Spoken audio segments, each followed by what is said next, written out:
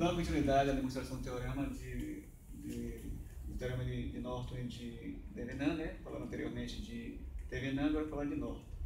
A diferença entre os dois é que no lugar do gerador de tensão, o de Norton tem um gerador de corrente. Bom, da mesma forma que o de Thevenin ele pega um circuito complexo para transformar em circuito simples e a partir daí ele encontrar uma corrente em um determinado ponto. Nesse caso aqui, no teorema de Norton, eu vou demonstrar através desse exemplo, né, desse circuito, para calcular a corrente e a tensão nesse resistor X, né, entre A e B. Bom, então vamos trabalhar por etapas, né? Vamos ao primeiro passo, como é que nós vamos conseguir encontrar essa corrente e essa tensão através, utilizando o teorema de Norton. Bom, o primeiro passo é substituir os geradores de corrente I1 e I2 por circuito aberto e o gerador de tensão E3 por um curto-circuito e calcular a resistência equivalente, no caso, à resistência de Norton. Pois bem, então nós vamos abrir esse circuito daqui, né, onde tem a fonte de tensão de corrente E1 e E2, vamos eliminar, deixando o circuito aberto nesse caso, ó. Eliminamos aqui e eliminamos aqui. A partir daí, vamos calcular a resistência equivalente nesse circuito, né? Eliminamos o RX, deixamos em aberto. Desse ponto de vista, nós vamos calcular essa resistência total. Bom, como ele está aqui, se observar bem, ele é um circuito em série. Então, é simplesmente fazer a soma dessas resistências, R1, R2, R3 e R4. Então temos aqui, somando todo ele, os valores já estão aqui, 10, 12, 2,5 e 1K. E vai dar, na verdade, 25,2K. Então, esse circuito equivalente seria esse daqui, ó. Seria a resistência de Norton. Bom, esse é o primeiro passo. A partir daí, vamos agora ao segundo passo, né? Converter os geradores de corrente em geradores de tensão. Ok. Onde eu tenho, neste caso aqui, os geradores de corrente, vou transformar em gerador de tensão. Aqui. Então, onde era 1, eu vou transformar em I1 em E1, I2 em I2 em E2. Bom, como é que a gente vai fazer essa conversão? Então aqui eu quero I1, R1 em E2, R1. Então, esses valores aqui nós já temos. Quem vai ser I1? Vai ser a corrente vezes a resistência 1. A corrente já temos lá, né? Que já está limitando aquele 20 mA vezes a resistência, que é de 10K. Você está levando aqui a terceira. Então, nós fazendo os cálculos todos, encontramos 200 volts em E1. Ok? Da mesma forma, a gente vai proceder para calcular converter I2, R2 em E2, R2.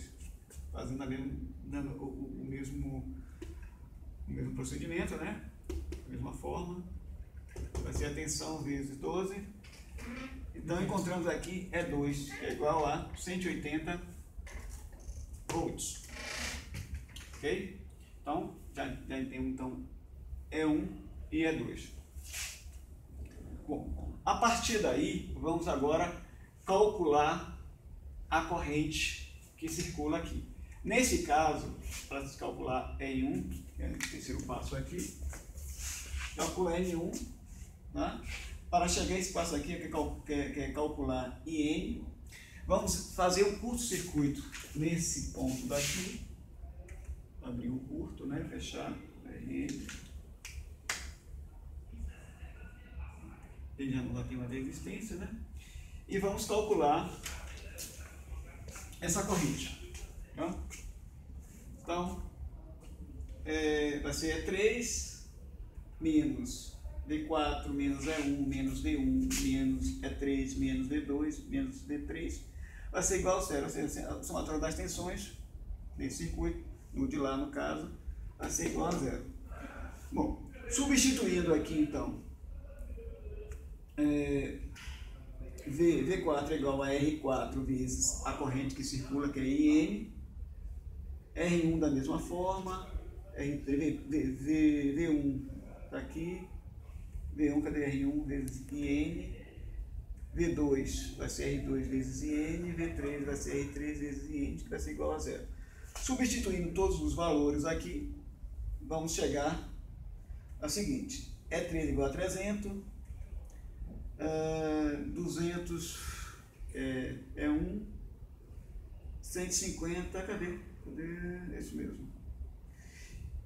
200, 180, que nós já calculamos ali, ó, que é a tensão é 1 e a 2. Isso aqui. Ok? Aí, a soma dessas resistências todas aqui é de R1, R2, R3 e R4 dá 25 e 200, que inclusive nós já encontramos aqui, ó, a resistência total.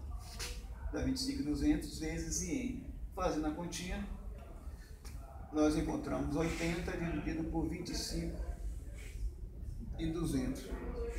Então, IN, que é a corrente que está circulando, que é a corrente de Norton, vai ser 3,17 mA. Ok? Então, já temos praticamente todo o problema resolvido. Então, vamos voltar aqui para o entendimento, que é o quarto passo. Ou seja, todo o circuito, e nós estamos analisando, se resumiu a isso aqui: a uma fonte de corrente, a corrente de Norton, a resistência de Norton, e o RX, que a gente veio e colocou novamente aqui, que é o RX. E vamos calcular a tensão de X e IX. Ok? E já temos isso aqui, então vamos calcular essa parte daqui. Bom, então IX vai ser igual a Rn dividido por Rn mais Rx vezes a corrente IN, corrente de Norton. Substituindo os valores, fazendo as contas, encontramos que Ix vai ser 2,67 mA. Da mesma forma, a tensão Vx vai ser igual a Rx vezes Ix, que acabamos de calcular. Então, Vx vai ser 4.700 vezes 2,67 mA, fazendo toda a conta, Vx vai ser igual a 12,55 volts. Ou seja, o que nós estávamos querendo encontrar aqui, que era a tensão Vx e Ix, encontramos, já está tudo naquele ponto calculado. Então, através desse exemplo, demonstramos então o teorema de Norton. Espero que eu tenha passado de uma forma clara todo o teorema. É isso aí. Obrigado.